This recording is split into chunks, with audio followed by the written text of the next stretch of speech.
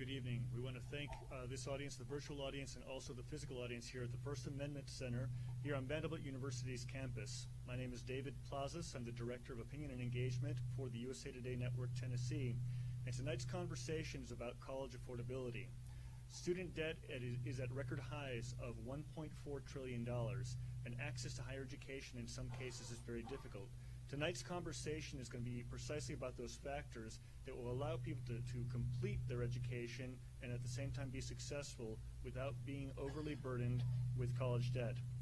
I want to introduce our panelists, and then we'll have a conversation with them. The first panelist is Dr. Keith Carver. He's the Chancellor of UT Martin and former Executive Assistant to University of Tennessee President Joe DiPietro. He'll share information about what the university and the UT system are doing to increase access to higher education while keeping tuition increases at historic lows. Next to him is Mr. Bob Collins. He will discuss what Western Governors University is doing to encourage responsible borrowing. WGU Tennessee is an online nonprofit university launched by Governor Bill Haslam as part of the Drive to 55. Collins is the university's VP of Financial Aid and oversees its Responsible Borrowing Initiative, a program that has reduced student borrowing by 41% in only 4 years. And finally, Dr. Russ Deaton. He'll address the issues around Tennessee's policy innovations designed to create a better educated workforce, such as the Tennessee Promise and TN Reconnect scholarships. Dr. Deaton is Executive Chancellor of Policy and Strategy for the Tennessee Board of Regents and previously served as Director of the Tennessee Higher Education Commission. With that, I'd like to ask each of the panelists, starting with Dr. Carver, what keeps you up at night as it comes to higher education? Sure. As the chancellor of a campus of 6,700 students, quite a bit keeps me up at night. I think primarily making sure that our students are getting in, matriculating through the system and graduating on time, but certainly while they're on campus, making sure that intellectually they're being stimulated, and there's also some personal development as well. They're getting stretched to think in new ways, asked to write and think and speak critically on issues, and that we're developing the whole person. I do also need to say that, like most chancellors and presidents across the country, safety of our students is of utmost importance, and that certainly keeps me up at night as well. Great, thank you. $1.4 trillion. That keeps me awake at night. And as a practicing financial aid administrator for 35 years, I think it's imperative on us to take some action to help our students borrow wisely, borrow responsibly, and I think it's something that can be done without rules or laws. I think it's just the way we present the information to students and some business practices that are slight changes that can really influence and change our students' behavior to borrow wisely. Two broad policy areas that get intense focus, but probably not enough. And we've talked about the 1.4 trillion in debt. A slice of that population are those students who have some debts but have not graduated from college and therefore have a hard time servicing that debt. They don't make up the bulk of the 1.4 trillion, but they make up the bulk of those who eventually default and therefore have life challenges even beyond the default that come with that. Secondly is the adult learner, and we focus a lot of policy attention on what happens to the right out of high school student, and rightfully so, for access, financial aid, but we don't as often as we should think about the adult learner. WGU does, other schools do, but at the policy level, that tends to be a population we don't think enough about the challenges they face, both financially, academically, and just with life going back to higher education. Sure, I'd like to address this first question to Dr. Deaton. How has the state of financial aid, student borrowing, and student debt changed in Tennessee over the long run? So, a couple of trends stick out over the long run.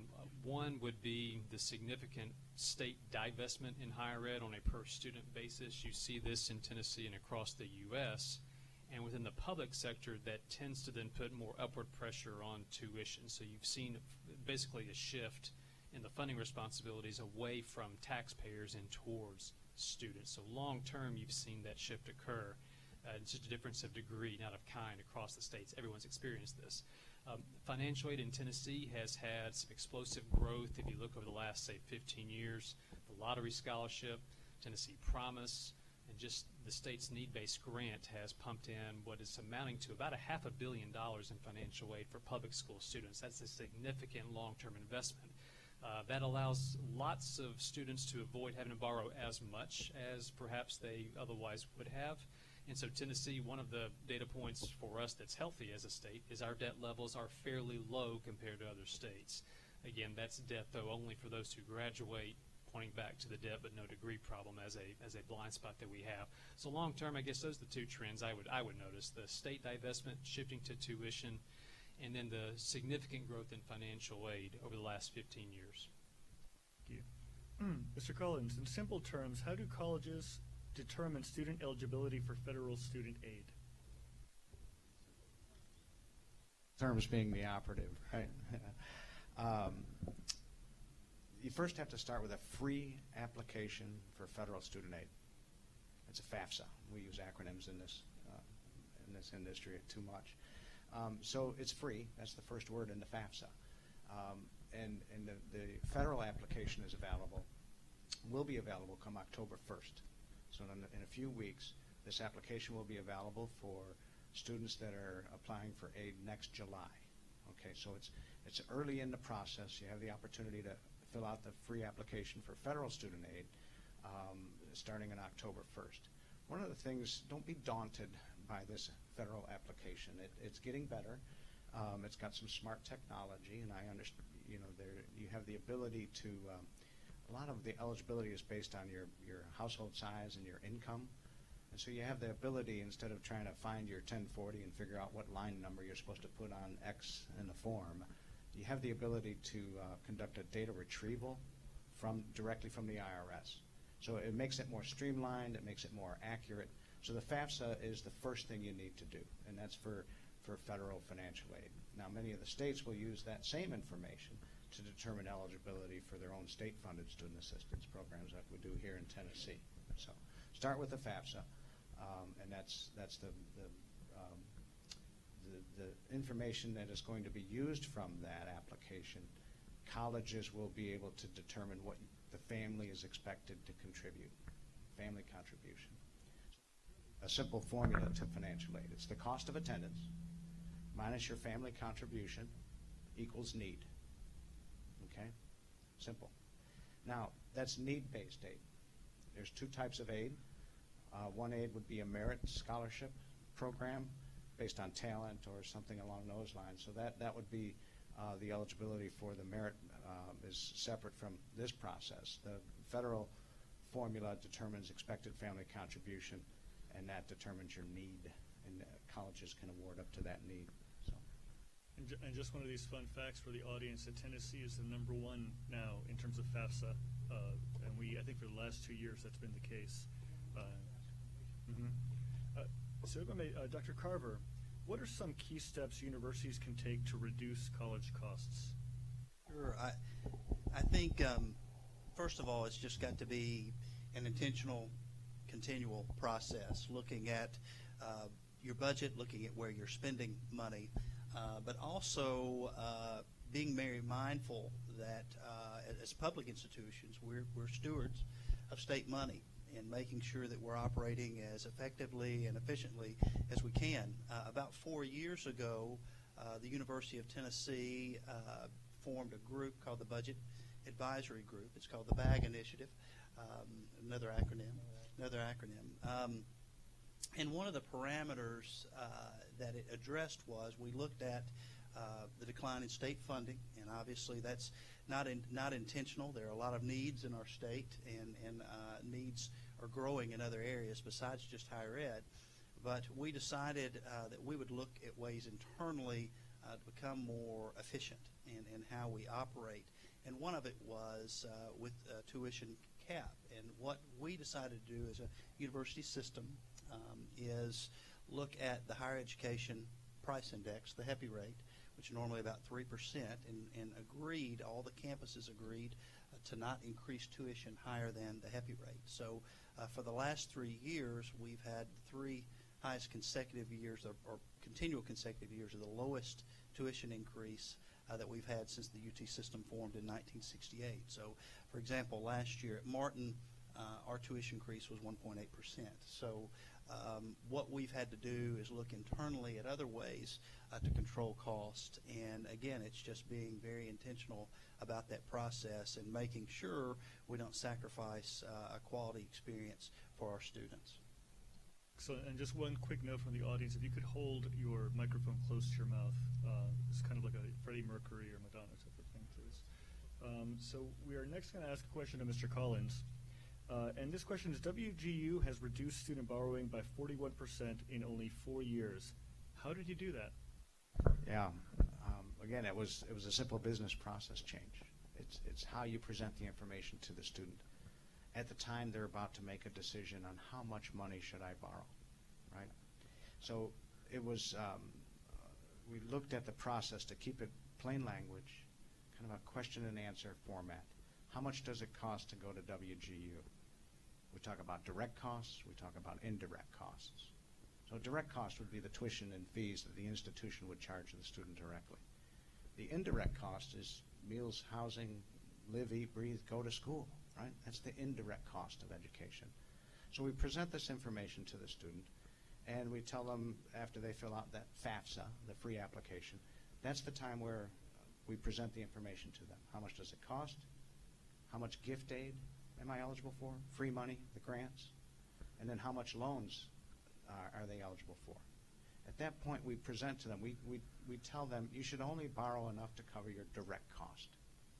Your direct cost is this, you got free money for that. We recommend you borrow this much. Now keep in mind this works well for our student demographic. They're working adults, students, so they were, it's an online program, academic delivery model, so they don't have to quit their job to go back to school, right? So they can continue paying for those living expenses as they have in the past. Keep working, pay your indirect costs that way. But if you need help paying for tuition, we recommend you only borrow this much. Now, a lot of colleges don't do that. They tell you what you're eligible, what the maximum amount you can borrow. And inevitably, students will take the maximum amount, right? So we changed that approach. We turned it upside down. We said, we recommend you borrow this much. You can borrow more if you so choose. I mean, I'm not going to deny an otherwise eligible student what they're entitled to. But by simply making that recommendation to our students 4 years ago, 2/3 of our students accepted our recommendation. It was a simple business process change that reduced the borrowing by hundreds of millions of dollars, literally. And you can see that as the average borrower indebtedness continues to decline over these 4 years. And it makes for a quicker return on investment, right? If you graduate from WGU in about 2.5 years, the tuition cost is about $15,000, if the average time to degree completion for an undergraduate degree. Our average debt at graduation is just slightly over $16,000.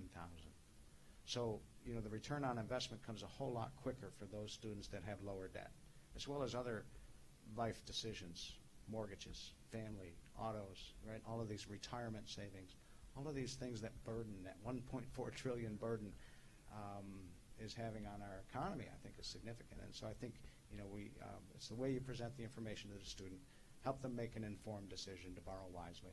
It's pretty impactful. Very good. Dr. Carver, I wanted to ask you, what kind of efforts are being made to educate students about controlling college debt? I think it really starts, for us, it starts with our Office of Financial Aid, our admissions team, our enrollment management team.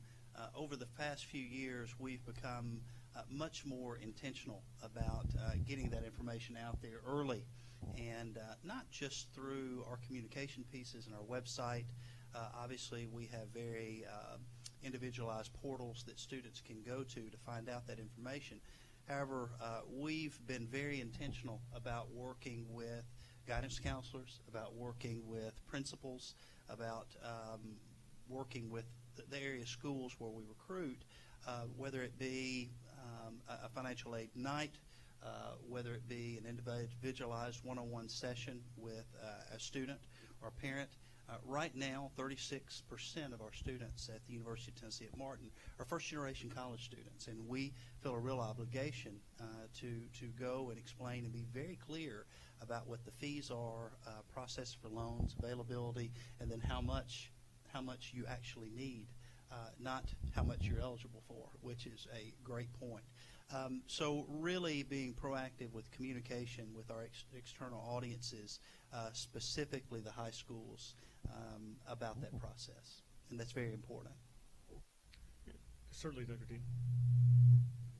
Something to add to that, and this is an area where both campus policy and state policy can get into some synergy here, because and David, you mentioned that Tennessee has the #1 FAFSA rate in the nation. We've actually had that now something like 6 of the past 9 years or something. We've got a pretty good track record now in Tennessee of doing that, and it's because of efforts like Keith describes on campuses, and also where state policy can come into play, because for the last 15 years or so, Tennessee has had an office, a team of folks who go into every high school and every middle school to talk to families and students about financial aid broadly, about college broadly, and make sure they're informed of their grant options, talk about borrowing and what that entails.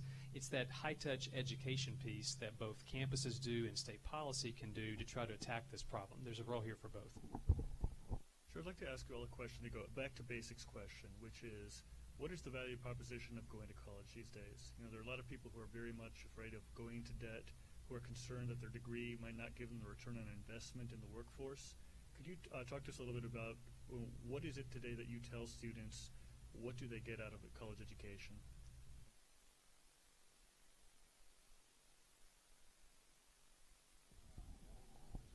Can you hear me okay? Yeah, very good. So the value proposition, right, we had touched on a little bit earlier, the return on investment. The entirety of our student population has some college, no degree, except for the people enrolled in the baccalaureate or the master's degrees, right? So for undergraduate students, they have some college, no degree, and some debt. Many of them have come to us with a lot of debt already. And so life happened somewhere along the way. And so now their life interrupted. Some college, no degree and debt. They just need to finish. We need to get them across the finish line, right? Because with a credential, with a bachelor's degree, and whether it be in nursing or teaching or IT, it gives them greater opportunities to earn greater earning power. And our students do experience an increase in their compensation, in their wages, after they earn their degree. I mean, we've got evidence of that to demonstrate that there is a good return on investment by obtaining that degree. So I think that's the value proposition, is keeping it affordable, you know, providing the access, and getting them to completion. That's the important aspect of it. Add to that, if you look back at unemployment rates just as a broad metric, they're like 4 times higher for those who don't have a college degree versus those who do. That is as value of a proposition as you get, knowing that your odds of just being employed are so much greater if you've got skills. And when we talk about college, one thing I think the higher ed community doesn't do well enough is we don't just mean a bachelor's degree. I think we mean, and we should mean, everything that's anything post-secondary, technical certificates, associate's degrees, bachelor's degrees included. If you've got that credential, if you've got that skill set from the many great providers across the state, your odds of being employed are so much greater, and that's a straightforward message that ought to resonate. I think from a practical standpoint, I think we've had some very forward-thinking leaders in the state, and when the governor came out with the Drive to 55, with the initiative, the push for 55% of Tennesseans to have a post-secondary degree by 2025, it's really a look ahead at what's coming in terms of the jobs that are needed and the training that's necessary. And like Dr. Deaton said, whether that be a technical degree, whether that be an associate's degree or a 4-year bachelor's, master's, that sort of thing, it's getting our citizens ready to be workforce ready, to be intellectually motivated, driven, ready to respond to these fields that are emerging in our state. And not just from a practical standpoint, but a philosophical standpoint, to have that flexibility of thought, to work in teams. I think there's a great value proposition, and I really appreciate our state putting that goal out there and helping propel us to the future. Let's go back to Dr. Deaton for just a moment to ask you about how recent policy innovations and experiments have changed the student experience for community college. Good question. So a couple of things come to mind. because in the Board of Regents, the community college sector in Tennessee specifically is what we would call open access. Any student can go. There are no admission requirements beyond high school or its equivalency. So therefore, students come to us with all levels of preparation, all sorts of life and financial challenges, which many of our schools face, but it's particularly acute in the community colleges. And so one of the key barriers academically those students face is not being up to par on math and English. They need remediation, to use a term in higher ed in the lingo. And Tennessee has radically altered the way we approach that challenge. In the past, we have failed pretty spectacularly overall in the way we get students ready for college-level work when they come to us with deficiencies. We've begun to change that. And David, that's one of the areas academically that students are encountering a completely different system when they come to higher education than they were, say, 10 years ago. Second point to add here, second of two, second point to add is that many of our schools, and again, I credit leadership on campuses for this, of course, they have rethought the way they do advising, and it is now much more intentional. Bob talks about this from a financial aid standpoint, but overall advising has become much more, to use the lingo again, relational advising. We're not simply helping a student transact business. There is a relationship between a lot of the advisors on campuses and students, both traditional and adults, when they come, so we can help them navigate their process academically and just with the challenges that higher education can bring. Much more intentional about high-touch advising. That's been a pretty radical change the last 10 years or so. When you talk about high-tech advising, just to go back to that, could you explain what that means? High-touch advising, yeah. Basically, it means that the analogy a colleague used once is it's like one of the elderly women at your church who's always checking in on you. How you doing? You know, how's that going?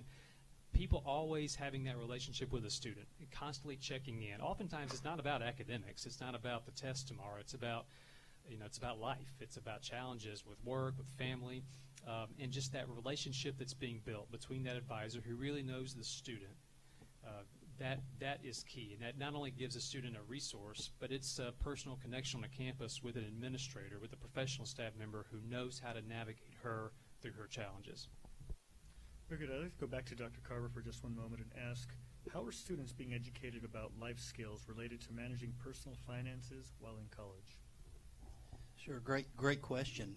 One of the things that many colleges and universities are doing starting at orientation is really talking about personal finance, but also building that into the first-year initiative, first-year studies type curriculum where we're talking about transition to college, oftentimes making your own financial decisions, that sort of thing. But again, it's got to be intentional. It's got to be discussed often.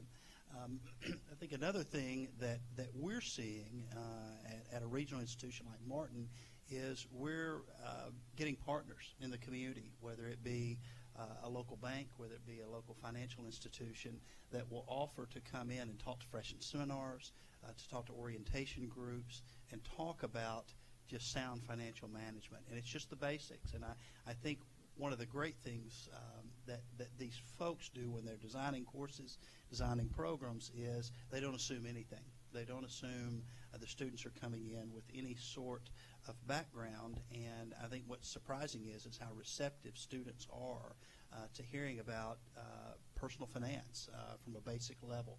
And again, it's something you've got to be intentional about. You've got to hit it early as soon as they get to campus, and then look for partners you can engage who are experts in this area to help them out. To that, it's a very important aspect, right? When you're fresh out of high school, living away from home for the first time, you got to balance your checkbook. You got to be wise about how much money you spend and where you spend it. But that's not a problem just at that level. Our average age of our students is 35 years old. 35 years old. They've got jobs. They've got mortgages. They've got auto loans. They've got kids, their own kids. Financial literacy is a serious problem, and I think that we need to look at it throughout the life cycle. So that as you keep in mind how to budget and how to plan for retirement, save for retirement, and how to borrow wisely. There's simple things like that. It's not just a young adult, but I think it's across the nation. Really good segue for a question for you, which is WGU, serves working adult students. Would your program work at traditional colleges serving young students right out of high school? Yeah, okay. Great segue. So, yeah, average age is 35 years old. They were living and eating and breathing, paying for it before they came back to WGU. So we expect them to do the same, right? So it works well in our affordable education. It's about $6,000 per year. You can get enough money to pay for those direct costs on the federal student loans. You can even borrow more if you had to or wanted to. So those are not dependent students, where the parents are a part of that process, making decisions, and also eligible to take out loans. So yes, I think this approach where you recommend the students borrow only what they need, don't think of just the student, but think of the parent as well, right? So the parent has got the ability to borrow up to the cost of attendance, and it's a pretty liberal credit criteria in order to be eligible for those loans. So the student and the parent can borrow significantly. And I think sending that message to the parents as well, borrow only what you need, right, to pay for your son or daughter to go to school. I think that'll make a difference. One of the notes I saw on a CNBC survey was $66 billion in student loan debt. Of that $1.4 trillion, $66 billion is held by Americans age 60 and older. That's a problem. It's not just the student problem. I think our aging parents are as well in debt for student and education debt. So yeah, it could work at traditional campuses. You don't ask the parents to borrow only what they need, not what they're eligible for. Right? We've right now 42% of our students are graduating with no debt, which is fantastic.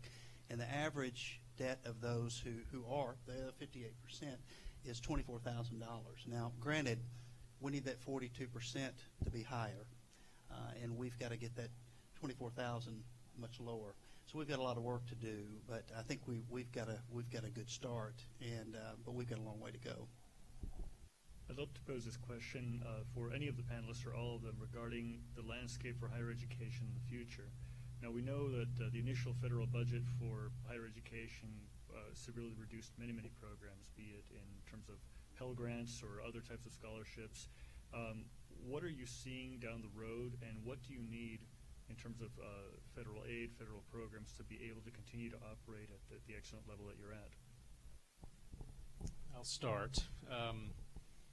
You've asked about the Pell Grants specifically. I would make two observations. First, any reduction in Pell would be consequential because so much state financial aid is built upon that foundation.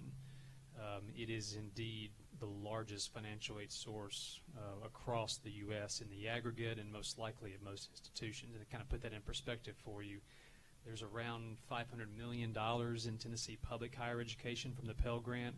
Well, that's roughly equal to the combined total of our lottery scholarship, Tennessee Promise, and state need-based aid. So it's the foundation. Reductions there would matter. I suppose the second observation I would make is, to the extent the federal government could give states flexibility in how that money is used, that would be ideal. Granted, it would always need to be need-based aid, but if there were flexibility in how institutions, if they wanted to, could make choices about how to package that Pell Grant with other institutional and state need-based financial aid. So again, it doesn't change its stripes. It's still need-based aid, but there's institutional flexibility in how that can be packaged. That would open up some opportunities for schools who are willing and entrepreneurial to perhaps better meet needs of their students. Let me follow on that with the Pell Grant being the foundational grant program at the federal level. It certainly is. There was just a recent appropriations this last week to increase the Pell Grant by $100. So if you're a low-income family, you can get about $6,000 in federal grant. That's the maximum federal Pell Grant that's out there today. So nice, they gave a $100 increase. But during that process, they grabbed some of the reserve of that program by the tune of $2.3 billion was taken from that as reserves. The Pell Grant is a semi-entitlement program. If you're eligible, you're going to get it, no matter where you go to school. as long as it's an eligible institution, right? So that's why you need to make sure you have a reserve fund in the Pell Grant. You don't know what's going to happen as a result of the economy and the demand on the Pell Grant program will be, or from natural disasters and the hurricanes and those kind of environmental barriers that will turn families' lives upside down. They need the opportunity to go back to school and get some gift aid, right? So that's kind of important. That's just the Pell Grant program. I want the audience to be aware that the Higher Education Act is up for a reauthorization. Every 4 or 5 years, the Congress will look around to revisit the statute, the Higher Education Act, and to decide whether or not to continue authorizing that. Historically, it has been like a tinkering around the edges of the Higher Education Act. I think it's time to overhaul that Higher Education Act and look at it in its entirety, to get it into the 21st century, to simplify some of the processes, to recognize the technology and the learning sciences as we keep moving forward and faster in that regard. I think the law is outdated, quite frankly, and I think it needs time. I know your senator would like to simplify it and get the FAFSA down to 2 questions on a postcard, right? I think that's a good place to start, and I think that could have some a meaningful impact on the way the process is simple for families, easy to understand, and the eligibility is fair and equitable across the country, my opinion. Sure. Speaking from a campus perspective, we're a public regional comprehensive university located in a very rural part of the state, tucked up in the corner of northwest Tennessee. We've got high unemployment rates.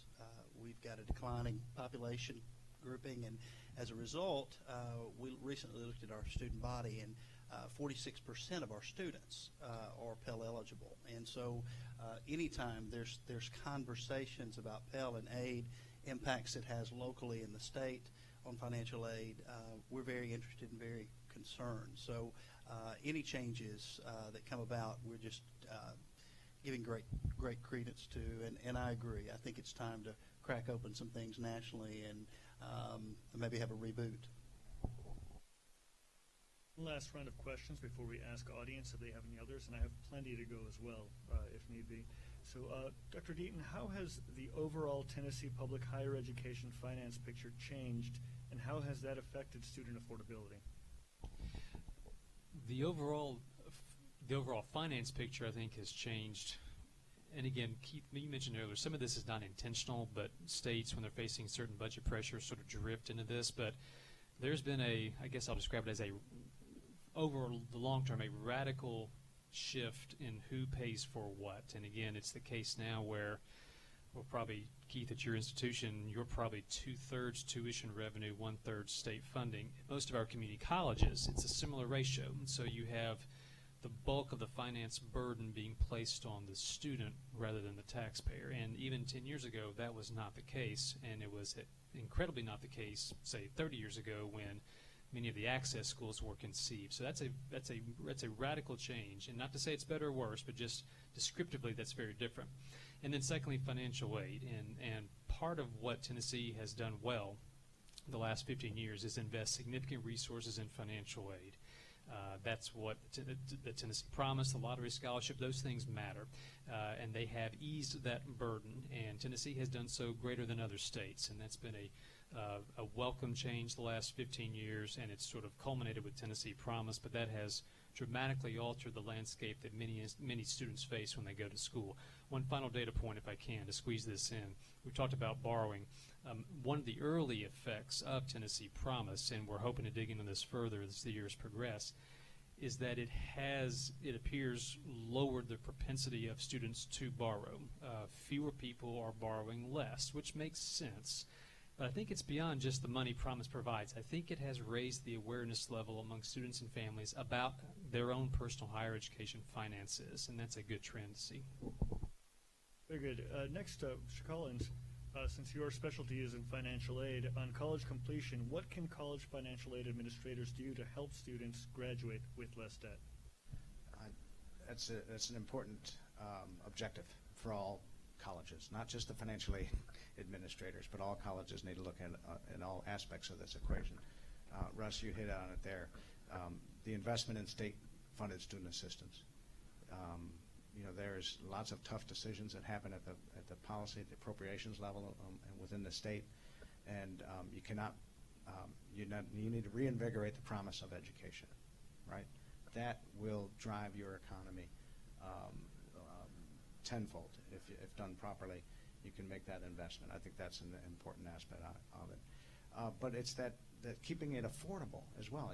As the chancellor, you have the ability to control costs, and I think that's important to maintain the access and affordability aspect of it, so that they don't have to go into significant debt, so that they don't have to borrow to support their lifestyle. And I think that's where we as aid administrators can say, it's a frugal life, but your returns will be much better if you borrow wisely. Borrow only what you need. And I think it's a combination of all of those, the state investment, keeping costs down, and making informed decisions. Dr. Carver, what steps are being taken to encourage students to earn bachelor's degrees within 4 years? Great question. I think it's been a process here in Tennessee, and I'm thinking, Dr. Deaton, about 2010 we sort of went towards complete college, where we did, instead of looking back when we were in school and on the 14th day of classes they counted noses to see how many people were enrolled with the census. The state of Tennessee started really looking at a 6-year graduation rate and how many of your students are graduating and completing in 6 years, which is a really good thing to start doing. Well, I'd really say in the past 24 months, the state and its schools have taken another step and have really entered a paradigm of graduate in 4. And whether it be an intentional sort of tuition structuring where you charge or students pay for 15 hours so they can finish in 4 years, but also down to the advisors, down to the recruiters, down to folks working in the student success centers, is really stressing to come to school and take 15 hours a semester, really working with your advisor, really working with counselors in Student Success Center, to focus on being able to matriculate through from freshman, sophomore, junior to senior year and have a plan. Many institutions have gone along with their great, we use faculty for advisors, but it's supported with technology. We use a DegreeWorks program that really helps individualize a student's matriculation through and is constantly communicating with the enrollment management folks, with the classroom instructors, professors, as well as their academic advisors. So really looking at an efficiency process and trying to get students and parents to think about graduating in 4 years. If I can put an exclamation point on something you said, it's about outcomes. Performance-based funding, right? It's not the inputs and how selective you are in your admissions criteria. That's all good, but we need to increase the access, right? Expand access to affordable quality education. So I like the idea of the performance-based funding and outcomes. It's a great concept. I think it works well. So we have 2 comments and then 1 question here from the virtual audience. From Deborah Fisher, so relevant. I've got a son in college. Even state college is very expensive.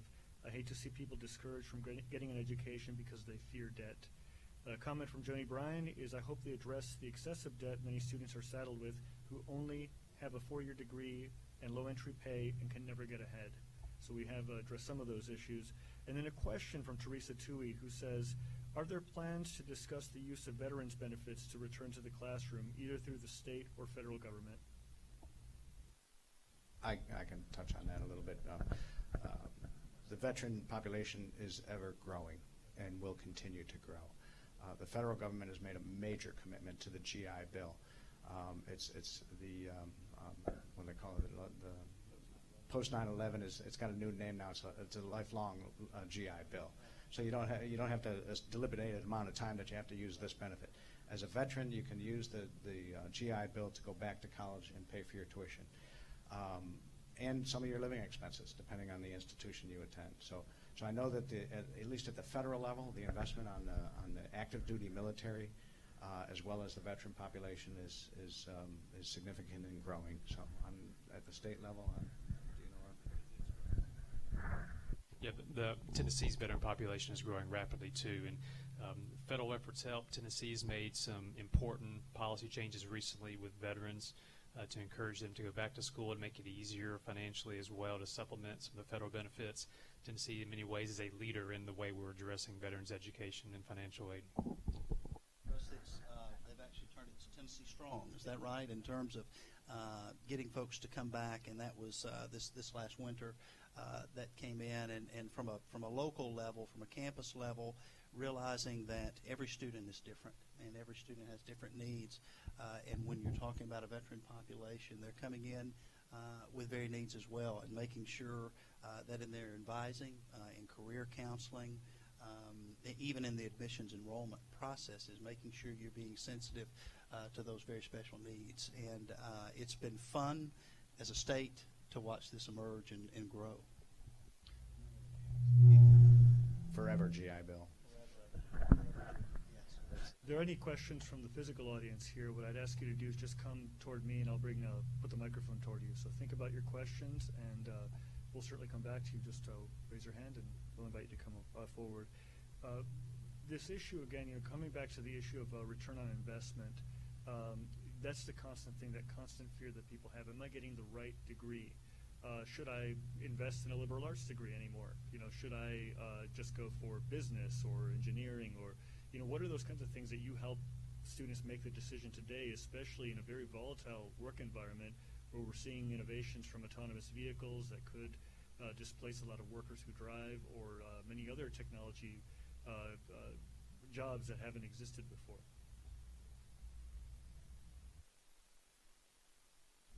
Let me think out loud if I can. This will be dangerous, I suppose, but this is hard, and I think it's hard particularly for government to think about, because government's not really necessarily good at predicting things down the road like that, people's careers and where the jobs are going to be. That's a really hard thing for anyone to think through, particularly for government. I think we have at times as a society undersold the benefits of a liberal arts degree. In fact, there are some studies that suggest that over the long term, students who have that background, where they learn to really think critically, and Keith, you mentioned this earlier, they perform really well in the economy. I mean, now, granted, within certain industries, that's sometimes spotty, but overall, there are plenty of studies that suggest that you're not at a disadvantage there, per se. At the same time, the other side of that coin is getting Tennesseans with technical skills and credentials that are flexible and that can translate over time as technology and as the workforce changes. That foundational skill set is crucial, and many of our certificate programs embed those skills within it. But that is a really difficult thing to think through, and it ratchets up the pressure. And Keith, I know you've got a college-age student, I think, in your household. I can't imagine mine are younger than yours are, so we'll be facing this soon. But that puts a lot of pressure, and so I think there's two sides of this, and there is still great benefit in the traditional bachelor's degree liberal arts, but also there is a portion of the student body that won't work for it. They need that highly technical trained certificate type associate's degree skill set, and finding that match is a difficult path to follow. Yeah, if I can just add to that, Russ, the comment that came from the audience about got a bachelor's degree and a ton of debt and I still don't have a job, that really makes you stop and think, is it worth it? Do I need a 4-year degree? And there's going to be a lot of evidence that says absolutely at a 4-year degree you're going to have a better outcome over a lifetime. But I think that education, higher education should really be higher learning. It doesn't stop when you turn 24.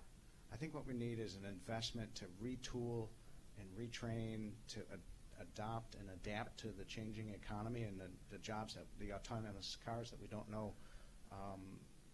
We don't know what we don't know yet, right? But no matter how old you are, you still have the ability to learn and to shift gears, whether it's a coding camp, a 9-month certificate, an associate degree. I think it's all higher learning, and I think it's all value added. So. Speaking again, just from my current situation, I think one of the things, especially being a regional and a rural area, underserved in many ways, is a willingness from the chancellor's office, from the provost's office, from our faculty to really listen to the needs of the region and be responsive. And as you see new and emerging needs coming, being able to adapt and the flexibility to respond. So that might be we're creating a new concentration in manufacturing engineering, which is a response to a need in the region. At the same time, we need engineers and training engineers. We need engineers that can write well and communicate well. And so that blend of that liberal arts education along with a real technical, specified, specific skill at a four-year institution, those blend so well, and I never want that to be lost at this four-year institution is the importance of that, and learning how to engage with others and to be an active member of a community, other things that you can learn from a four-year residential experience. And again, that's not the only experience. There are great opportunities at other educational post-secondary institutions, but also really thinking about, and I think there's a real responsibility on our campus, but also other campuses, is helping students really figure out. You come in, I've got a daughter that's a freshman in college. She has always wanted to be a nurse. She's in nursing and she's doing well, but others that come in that are a bit undecided and doing some really intentional career and major exploration with those. And there's some great programs that are out there that institutions are using to help their students decide. One's called What Do I Do with a Major? And it really walks through what you can do and different types of jobs that you can do with majors, but really helping our younger students, or our students that are coming back and wondering, what can I do? Really equipping our advisors, our student success professionals to identify those folks and get them some help and get them some guidance early on in the process. This topic too illustrates why Tennessee Reconnect is so important, and we haven't talked much about Reconnect already, but this basically it's Tennessee Promise for adult learners.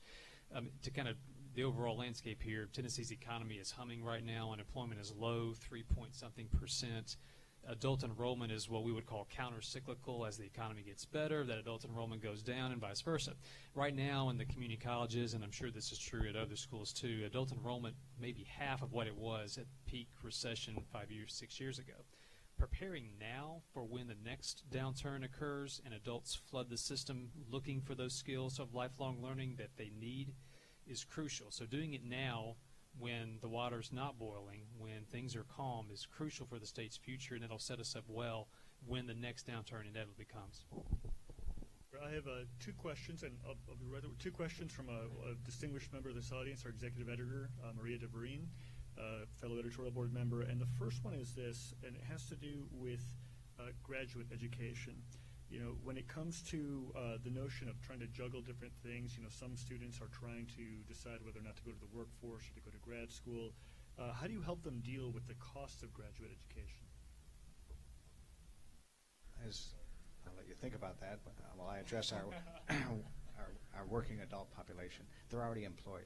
They're teachers, they're nurses. They need additional credentials to move up in their career. It's affordable, it's required of that particular profession. So that's why we try to keep it affordable, because we know that we need better teachers in the classroom and better nurses in the facilities. So, we don't serve that traditional 18-year-old or 24-year-old making a decision about, should I get an MBA now or wait? The majority of our students that are coming back for a graduate degree are already working. They've been out in the workforce. They're coming back part-time at night, or non-traditional students coming back for school.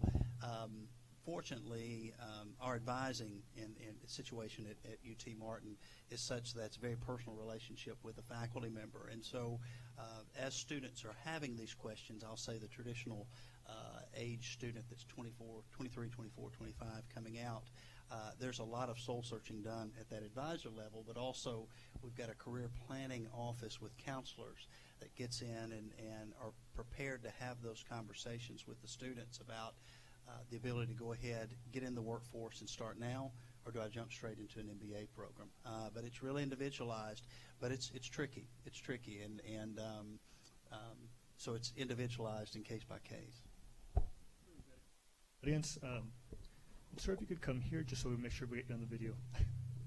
All right, Jeffrey Holt, thanks for giving me the opportunity to pose a topic for discussion. But a lot of what y'all have talked about is managing student loan borrowing. Some of the outreach is done kind of from what I've seen, the junior year of high school, where you talk about here's how you go through the FAFSA process, here's what EFC is and all of that.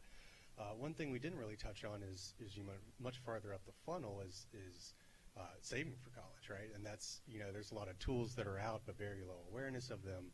But one thing that's interesting is the younger, I think, generation of parents have been saddled with the student debt, know the consequences of that, and are actually prioritizing now college savings over their own retirement at their own peril, maybe, but still don't have a good place to put that motivation. So is there an opportunity and is there a role to engage these parents with younger children so that they're better prepared to fund the college experience?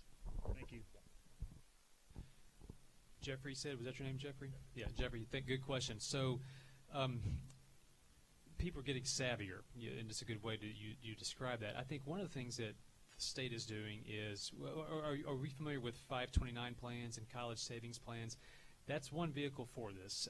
Basically, it's a way for families to save for college, and Tennessee has put a lot of effort into educating that demographic. It is sometimes hard because they don't have a whole lot of disposable income when they're younger with younger kids, but they're trying, and they're trying to find creative ways to reach out and market to make those parents even aware that that option exists, because oftentimes they don't, and they're not quite sure where to turn. And so there are efforts underway out of the state treasurer's office to address that, but it is an area that I think most states would say, and we would, us included, have a lot of work to do left.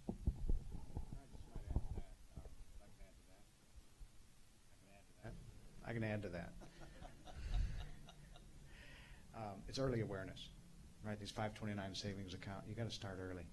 You got to start in the middle school and make that aware. I think part of our problem has been that you hear the rhetoric that college education is a great investment and a student loan is not bad debt. It's a great debt to have. You keep hearing that over and over, and so you're convinced it's okay to borrow money. Instead, they should be thinking about how are they going to pay for college for a generation or a decade or longer to pay for it when it happens instead of relying on loans. That's my 2 cents. So, I love your question, and it's been just ideas are popping in my head about how do you reach that critical group of people at a critical time in their life, and I'm thinking about how that applies to my campus. I mean, we're all selfish in that way, right? We think about things, and what about me? But I really think a great way to get at this, and I'm going to take this home, is through our Alumni Association. And when we're always looking for new and creative programs to offer to our alumni, when we have these city events, chapter events, that sort of thing, what a wonderful opportunity to plan to do a program with enrollment management, with financial planner, to talk about these issues for alumni with young children who are looking down the pipeline when they have children when you're as young as Russ Deaton and have small children. But also using your publications and using your alumni magazines to really get at this at a local level with our institutions, I think would be another really good way to do it. I'm glad you asked that question. My staff is probably not, but I'm really glad you asked it. We've got some great new ideas, so thank you. Sure, we have another question from the virtual audience from James Cagle, and it has to do with non-tuition costs. He's very much concerned about the cost of textbooks and digital books and why they're marked up so high, and how can people afford those? Speak to WGU's model. Our tuition is a fixed price for all you can learn over a 6-month period. $3,000. Learn as much as you can in that 6-month subscription period. And there are no additional textbook costs other than a slight $145 learning resource fee. That gives you access to all the learning content that you need online at that low price of $145. I think a long time ago when I went to college, I paid that much for an accounting book that I never opened up again, right? I mean, so the textbook costs need to be reined in. We need to take advantage of the digital content that exists. I think open education resources are available at no cost to colleges to be able to use those types of materials. It's just it's a paradigm shift, though. You need to get there with all stakeholders. I'll let you speak to we don't have any campuses. We're exclusively online, so I won't talk about the physical plant because we have none. I think for us, again, it goes back to looking at everything you do and how that cost then escalates and goes to the students. And so one of the things our faculty are really good about is they're really aware of the situation of our students, the background of our students, where we are in the region. And from what I've seen since I've been there, a full semester and now planning for my first fall in this role is really trying to maximize the opportunity, whether it be resources from our library, digital resources, digital content, but also being really intentional and careful about the textbooks you assign. And I think our faculty are very aware of the cost of resources, also of the changing nature of the content. So trying to keep a course that's up to date and able to adapt to changing news, changing facts, new technology, but it's a balance and it's a lot of work.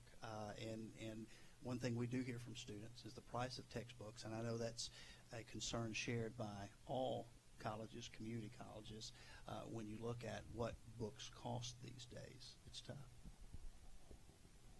So a follow-up question with regard to the Tennessee Promise. We had mentioned this a little bit. Is there more of a movement toward a 2-year degree or the 4-year degree? It had been mentioned that post-secondary education is what's important, but if you could speak specifically to things like the associate's versus the bachelor's degree. Overall, it's probably the case where more Tennesseans are now pursuing the associates and the certificates, the technical certificates, proportionally than was true 3 years ago before Promise. Probably Tennessee was a bit of an outlier and had sort of slightly more folks pursuing the bachelor's degree, so it probably pulls us back in the line. Promise definitely changed people's thinking, not only because of the finances, but I think it opened up that option for students who were suddenly aware that an associate's degree, which by the way transfers seamlessly to the bachelor's degree, and the technical certificates were quite useful in today's economy. And so it has changed that thinking, and I think more people, and kind of this gets back to some of the conversation we had earlier, more people are now saying, well, what degree will be most useful for me over the long term as I get into the economy?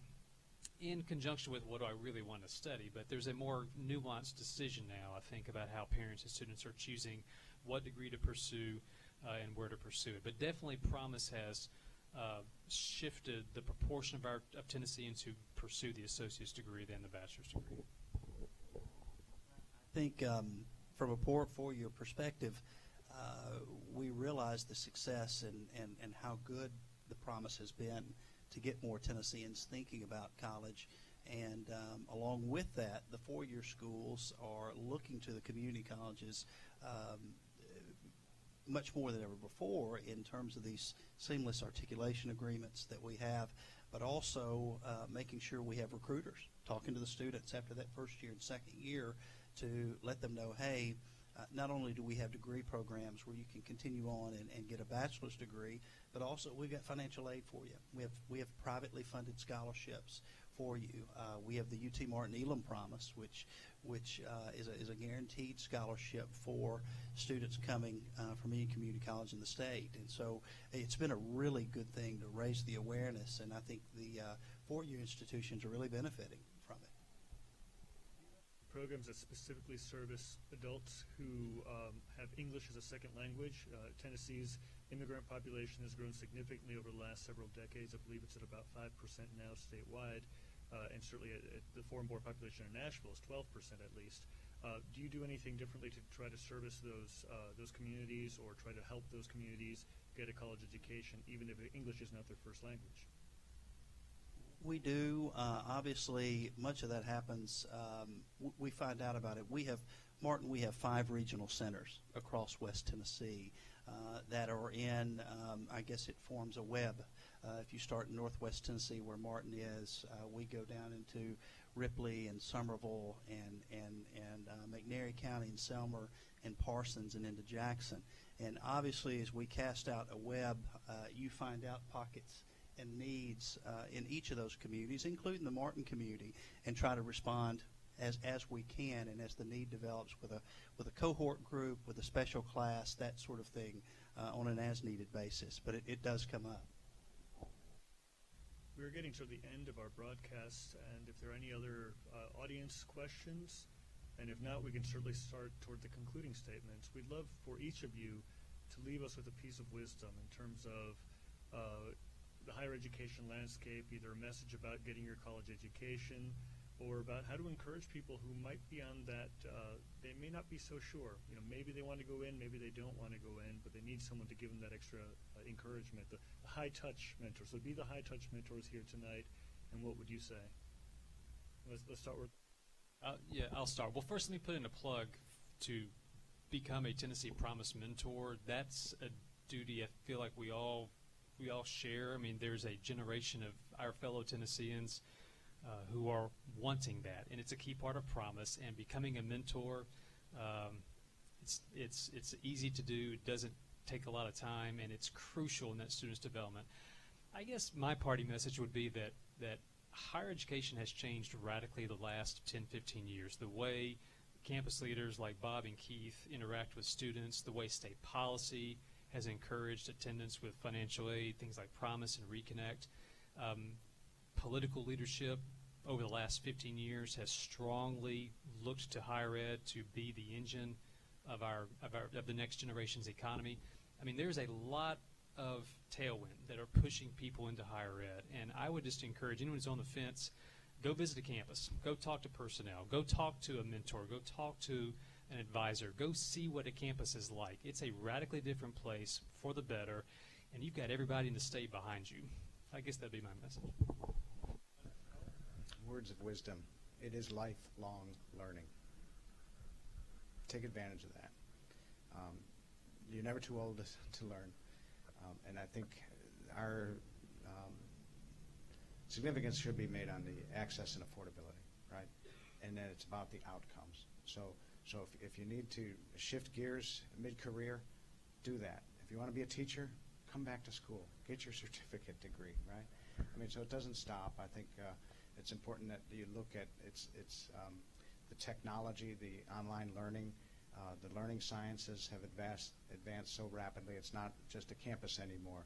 It's a high tech and a high touch. You know, that's that personal relationship with a faculty member that will get you from the beginning to the end of the program. So, lifelong learning. I think for me, it's a message of hope. It's easier now than ever, if you're a citizen in the state of Tennessee, to obtain a post-secondary credential, whether it be through one of our great community colleges, whether it be through Western Governors, whether it be through a four-year primarily residential place. It's easier than ever with all the programs. And what's wonderful is I don't want any future or current prospect to be intimidated by the process.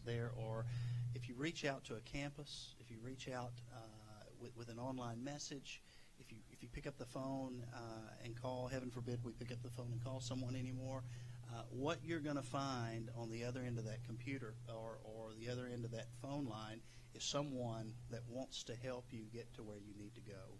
And I'm very hopeful about the future for our state and about the prospect for educating the next generation, current, but also the next generation of leaders in this state. Gentlemen, I want to thank you very much to our physical and to our virtual audience. Let's give a round of applause to Dr. Keith Carver, Chancellor of UT Martin, to Bob Collins, the VP of Financial Aid for Western Governors University, and Dr. Russ Deaton, who is the Executive Chancellor of Policy and Strategy for the Tennessee Board of Regents. Thank you very much. I'm David Plazas, the Director of Opinion and Engagement for the USA Today Network Tennessee, and please come back and watch a replay.